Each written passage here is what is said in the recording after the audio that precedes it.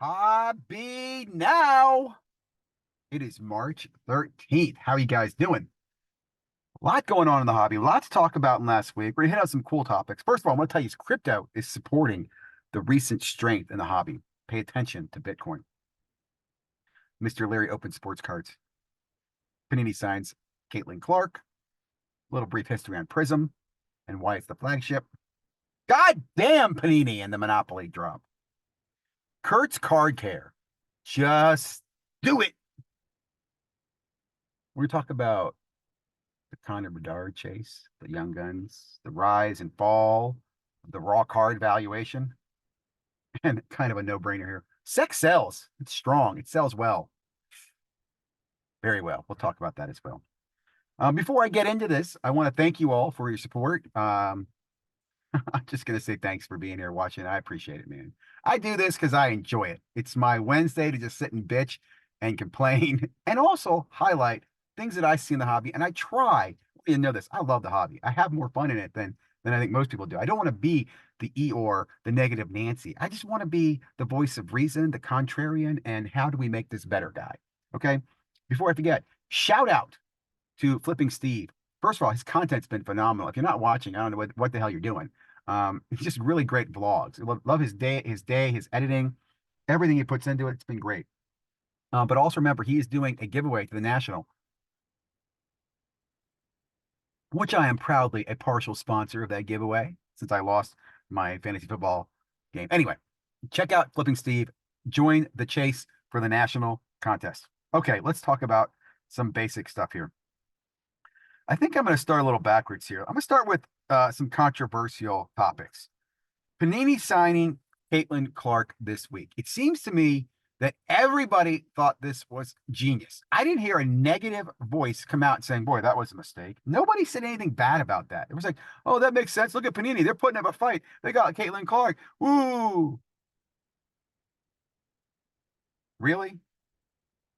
I don't want to be too negative on this. I think my first thought is, well, why do you think Fanatics didn't sign her? Right. And my second thought is, how much do you think Panini had to pay to sign her? Do you know what I mean?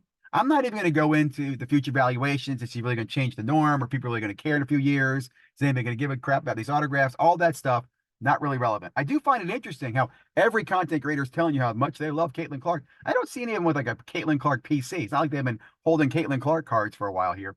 Anyway, that's not the point. The point that I'm trying to make here is that I think that's a huge mistake, waste of money for Panini to go after Caitlin Clark. They could sell the WNBA product next year with or without her autograph. The fact that they have her, there's been more scrutiny on the autographs and what they get in the product. They could go without it and do just like they did with Victor Wembanyama. Just have the shiny prisms. People will either chase them or not if you're licensed or not. Also, I've seen a lot of these exclusive deals where the Fanatics comes in and backdoors them and then they're not really exclusive. One that comes to mind, I want to say Luca was exclusive to Panini, and the next thing you know, he's like a Fanatics signer. I that could be wrong, but I've never seen these exclusives really work in the favor of Panini. Now, where I have seen them work, and it has been annoying to me, is I've noticed how few exclusive football autographs we have from rookies. Now, we kind of all knew this coming in the year. Hey, Fanatics has signed Bryce. They signed Will Levis. They signed CJ Stroud. Was there somebody else they got? Right. But we kind of assumed that they'd put them out over the year. They'd sneak them in somewhere. They'd do some drops or anything. Guys, I don't think you can get Bryce or Will Levis except for the draft day drops. I think there's the only autographs that came out in their rookie year. Please correct me if I'm wrong. Now I know they're unlicensed, Leaf and all that other stuff, but Hops has the exclusive autograph of his rookie signing. I don't know. And then on the CJ side, we've seen it several drops, and now I'm thinking to myself, shit, I should have paid $1,000 for a CJ autograph because apparently no more are coming. The year's almost over. We're almost looking at the new rookies. Like the new draft day autos will be coming out, I assume. And I'm just feeling, I don't know. I mean, same time, if I had one of those, I'm thinking the valuation's going up. And has the hobby, has the biggest change that we've yet to recognize is how expensive autographs have gone in the last 12 months, 24 months, 36 months, 52 months. I know for sure that autograph valuations have definitely gone up. I think that's a no-brainer. Although there's some that I think are interesting that go for like dollars. So, Panini signing Caitlin Clark, in my opinion, a no factor. I think we'll see down the road that no one's going to give a crap. I could be wrong, and you guys will please remind me when I'm wrong. Okay. let's talk a little bit more about Panini. First of all, I want to give a goddamn shout out to Panini for screwing up the Monopoly drop. I fucking hate you, Panini. You know, I'm a big fan. I defend you. I protect you. I try to be unbiased. But when you screw me on the Monopoly drop, where I can't for 2 hours get a goddamn box of Monopoly Prizm, it pisses me off. And now I got to pay aftermarket 2x the price and hope the box isn't. I'm just disgusted. I really am. Even here's what really kicker is: the breakers that normally get the shit that got the iCollect boxes last year, they didn't get them either. It seems to me that the bots got them, which I have talked to people who say Panini's bot technology was pretty good. It's not the best, but it was up there. So I'm thinking Panini did a lot of backdoor deals with their Panini distribution. Like, for example, if you're buying Panini product, okay, like if I'm Panini rep, hey guys, I got to move this Chronicles. You want Chronicles? I'll give you some cases of the hot Monopoly shit. You know what I'm saying? Like, I guarantee you're going to see Monopoly, those Monopoly iCollect blasters come out in places. You're like, damn it, that's where they want. That's how they got them. And I don't blame them, right? It's a good tool to leverage or use. I'm just pissed that again, there's no consumer direct opportunity for me. I would even rather you Dutch oven auction the goddamn things. Okay, a couple other pieces of Panini news while we're on the Panini topic. Panini settled their lawsuit on the redemptions. I have not read the lawsuit. I'm not involved. I don't think redemptions outstanding, so I don't really give a shit. I was very involved when I had some, and now I don't. So that's just typical. That's how people are. So I have not read the results, but I will tell you, check out Paul Lesko. And the takeaway I get is that it was not positive because Panini settled. So you won't find out what the settled is. And whoever was suing will get some type of compensation.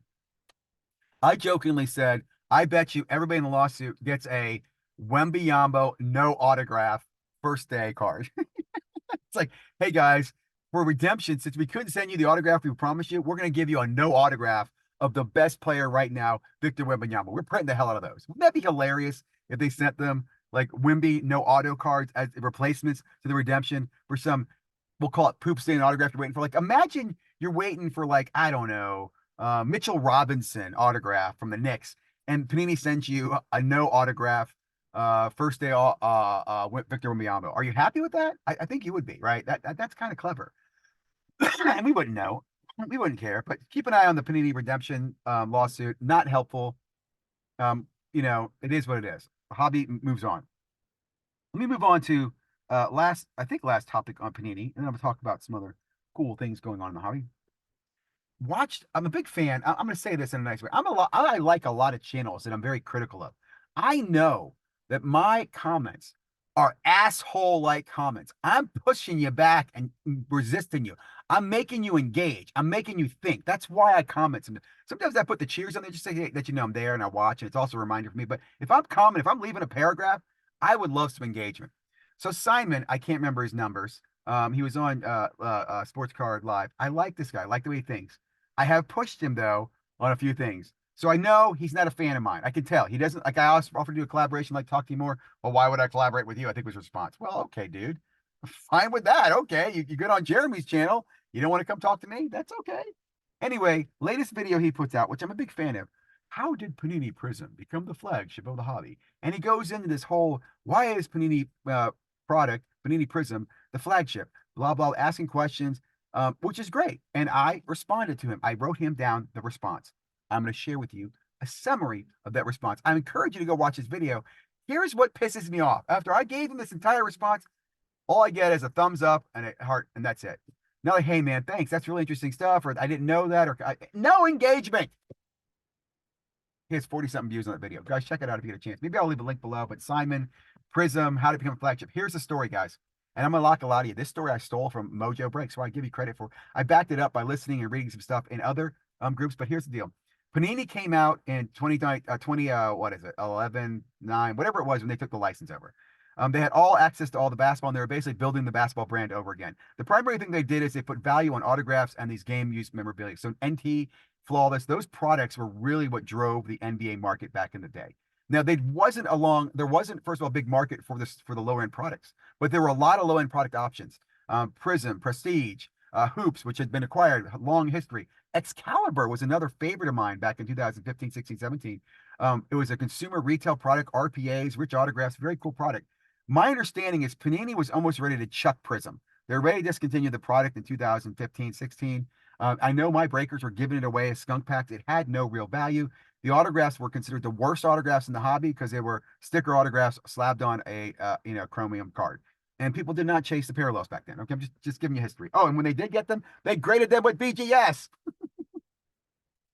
Anyway, what changed all this, guys? What saved Panini Prizm, in my opinion, and from what I heard from Mojo Breaks, is Ben Simmons. Ben Simmons decided not to sign with Panini in 2016 as the Chase rookie. Very hyped, he's the next Victor. He was the Victor Wembanyama before Victor, oh, he's going to change the world. Because of that, the hobby kind of was like, what's going to happen? Oh, there's no autographs. You have to go out and buy Upper Deck's crap product. I'm sorry, there wasn't crap product. Goodwin Champions to get his autograph, unlicensed, which was going for like $2,000, by the way.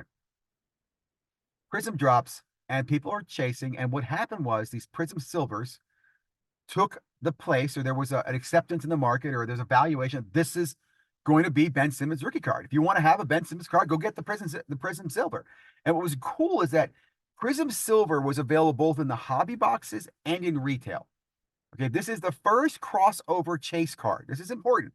You didn't have that in other products. Okay, there was no crossover from Prestige or Hoops in the hobby. There's no Hoops hobby silver and retail silver. For some reason, I don't know, the silver Prizm. And I'll even say this, Mojo Breaks even says it's kind of suspected that maybe been some market manipulation. Maybe certain people went out there and started buying it up just to create the buzz. But whatever the reason was, it worked. And in 2016, Prizm Silvers of Ben Simmons were selling raw for around $100. And that was a lot of money in the hobby. If you picked up one in a blaster, for $20, you got $100 Simmons. I was like, whoa, there was a chase there. It got people's their attention to Prizm. Later that same year, and I'm incorrect on saying this was the first and only, but to me, in the hobby, the BGS Silver 9.5 or Gem Mint Silver Ben Simmons was the first $1,000 modern card that I saw without an auto. Had no auto. It's just a card, and it was not numbered. That's another piece. It's just a retail available, commonly available auto. And that card, and I'm going way too long on this damn story, that became the first major chase. And after that, you had 2017 rookie class came with Lonzo Ball, Marco Fultz, and Tatum, and people were chasing the Silvers. And you had 18, you had not with Luca and Trey. It just became the norm. And then when you had this, and I don't mean this the wrong way, this ignorant mass of new people in 2020, people didn't take the time to digest which is the best card. It's just that everybody knew the Silver Prizm had value. Now here's a little more piece of this. Before that, there was a lot of argument in the hobby that the optic card should be the more flagship card. I actually think it was leaning that way because of the rated rookie. More people associate with the rated rookie than they did with the Prizm. And the optic hollow became very desirable. Now that faded again when the ignorant masses came in. The optic hollow is not as popular. Select got bastardized with retail, and Prizm has risen as the flagship in the hobby. So that's the story. I typed it out and gave it to the dude, and I got no response back. There's no historians left. And I'm not talking like historians like old time. I'm talking like what happened a few years ago, and not dragging up the dirt, but telling you why did we get here? How did we get here? What happened? What changed? Like someone needs to remind people in a few years that Topps was going public. They were going to IPO. They were, oh, we're going to change the freaking world. And then they got their legs cut out from them and they got bought. Remember that story. Okay. Think I'm done with the Panini cut time for kind of a conversation. Let's talk about the other hot topic in the hobby. And that's Kurt's card care, the Victor Wembanyama. It got juiced or whatever. I like SVC. He said this card was molested. I'll just say this. I love the opinions and the passion this hobby has for something that just is not logical. Like, don't try to apply logic to the logical world. Like, I was listening to Cardboard Crosstown or whatever, and one guy was talking about tickets, and the guy's like, "Yeah, I understand you, but I don't get it." And that's I like went on my head and go, that same thing where you're listening to somebody talk about something they're passionate about, but you just don't get it, is how most people feel about sports cards, right? Most people look at us and go, "Yeah, I just don't get it. What's the big deal?" Like if you talk to anybody else about how it's a big deal, man. If you wax a card, if you polish it, if you leave a fingerprint on it, if you touch the corners or push them down, that's considered altering. People get really mad. They get triggered. Most people look at you and go, "Are you fucking nuts, dude?" So I kind of try to keep that perspective in mind. Personally, I've said this before on the record. Personally, I am not using any card altering techniques or kits to change the condition of my card. Although many times I sit there and think to myself when I get a PSA 9 back or an 8, go, God damn it, I should have waxed this card. Right. So I blame myself for not doing that. I don't expect the hobby to change. Why? Because grading is subjective. It's wizards and magic. There's no science. There is no standards. There's no procedures that you can document and see that some test was taken. For example, instead they say, hey, we do a blank, blank, blank test on the surface of all cards to see if any things are detected. They don't say that. They probably look at the card, they lick it, they go, looks good to me, man. Who knows? I believe they use wizards, and the wizards come out, and then one wizard says PSA 10, hocus pocus, and the other one comes out, PSA 10, hocus pocus, and one comes out as PSA 7, hocus pocus, and whoever the strongest magic wins. That's what I think, but it's not really important here. But I do love the fact that people are triggered over it. I love SCV getting mad about it. I love AIH bringing it up and talking about Kurt's card care. Um, I'm going to stoke that fire, baby. I'm going to definitely pour gas on that. Flame that thing up. Like, I want people to be outraged. You know why? Because I don't care. I really don't. I enjoy the hobby. I'm not like thinking, I'm not saving these cards for 50 years. So I'm like, oh my God, it was altered. Oh, I'm not expecting that surprise. I know what the hell's going on, guys. I'm in the Matrix. It's fun. I'm enjoying the Matrix. I'm not going, dude, I can't change that battle. There's other things I like to change. Like, in order to change that battle, like I said, we need standards, we need science, we need AI grading. When we get there, let's wake up the world. Okay? Let's move on. I'm having a good time here. The chase for Connor Bedard. The chase for Connor Bedard. So, in my own world, I'll tell you this. I got right now, I'm sitting here in my car because I just picked up some mail and I haven't had a chance to make it back to the office and stuff yet, or the home office. I got a case of Upper Deck blasters. I'm super excited about this. Part of me thinks this is absolute stupidity. Like, logically, dude, this is not a good move. Like, I need two Connors to really make money. One to say I break even with a positive grade and some, some other stuff. I don't know anything else about the cards that I'm opening. Like, it's ignorance.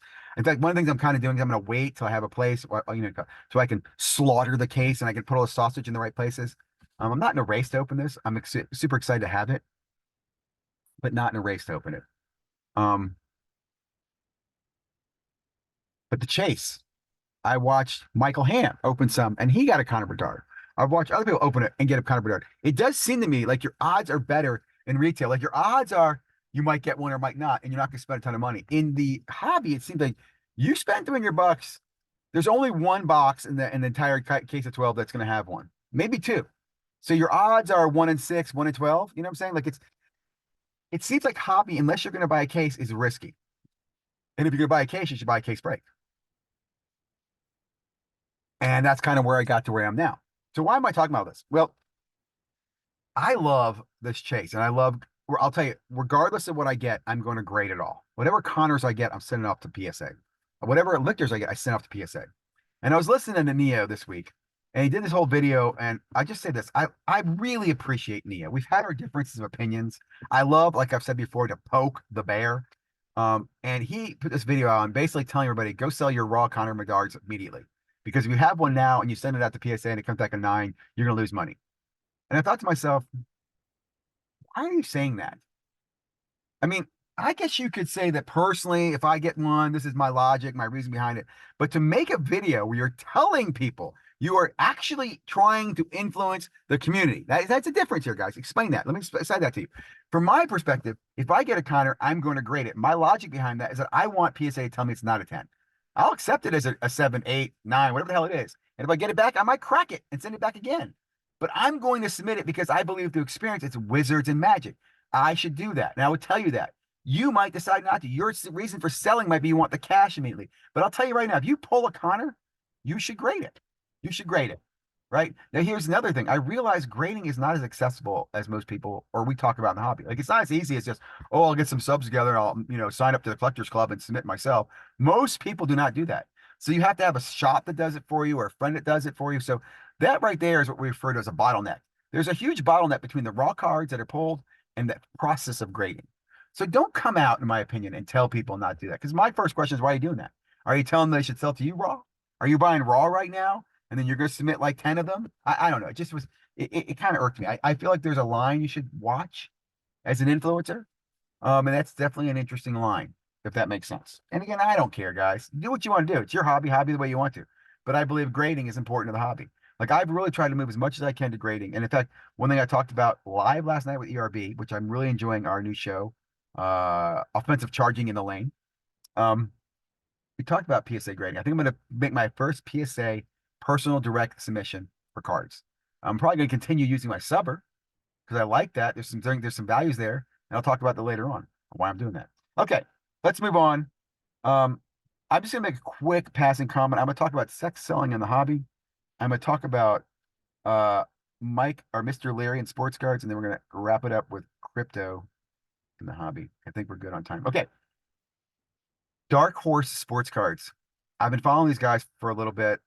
To be honest, they kind of annoy me because it's not them. It's just their contents that I'm a really new guy. Oh, what's this? A shiny card? Oh my gosh, it's worth money. Please buy it from me on my eBay. It's just so early entry. It's evolving, right? Early on content, and I'm not knocking it. I tried to engage and ask some questions. Um, yeah, it was okay. What I found out though, what's blowing my mind is I keep an eye on them. They went from like 100 subscribers to like 6,000, right? In months, 6,000 subscribers, guys. Months, 6,000 subscribers. They have a very, very beautiful woman on the show. She's in all the thumbnails now. I forget her name. It's not really important. But here's the kicker. Here's what I love about this. I found out she is or was, I haven't figured this out, a Dallas Cowboy cheerleader. And she either is or was, I think, a Raiders cheerleader. And I'm thinking, that is freaking just absolute genius. Absolute genius, guys. Like every freaking franchise really should go to the cheerleaders in their community, whether it's basketball, football, I don't care what it is, and get those women involved in opening cards and growing the hobby. Because we'll definitely watch it. I mean, God damn it. I'm not, again, I'm a human man. I got a heartbeat, and the woman who on that channel is beautiful. She's in fact Dallas cheerleader. I mean, she knows she's beautiful. She's promoting that. In fact, she has a giveaway. You can get some of her autographed cheerleader stuff. I think that's freaking great. I really do. And again, I was thinking that's how you want to grow the hobby. That they have 6,000 views. Could you imagine if, like, I don't know, every local team had, one or two cheerleaders doing breaks or opening boxes, and they could do visit the local children's hospital and give cards out. We got to get more women in sports involved in sports cards.